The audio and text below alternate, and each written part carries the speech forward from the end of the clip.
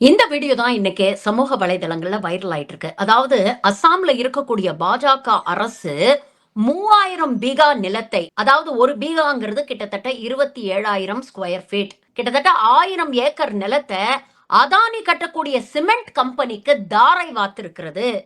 இத கோர்ட்ல சொன்னோன்னே ஜட்ஜே ஆச்சரியப்படுறாரு. 3000 பீகாவா? என்ன விளையாடுறீங்களா நீங்க?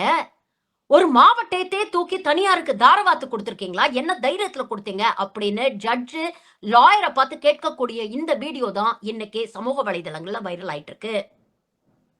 யாரு அப்பன் வீட்டு சொத்துன்னு நெனச்சு இத தூக்கி குடுக்குறாங்க? இன்னைக்கு இந்த ஜட்ஜ் கேள்வி கேட்டதுனால இந்த விஷயம் வெளியில வந்துச்சு. இல்லன்னா பொதுமக்களுக்கு இத பத்தி தெரிஞ்சிருக்குமா? தொடர்ந்து நாம பேசிக்கிட்டு இருக்கோம். கார்ப்பரேட்டுகளுக்கு மொறவாசல் செய்யுது பாஜக அரசுன்னு. அதற்கு மேலும் ஒரு சான்று இன்னைக்கு ஜட்ஜ் வாயாலேயே கேட்க முடியுது.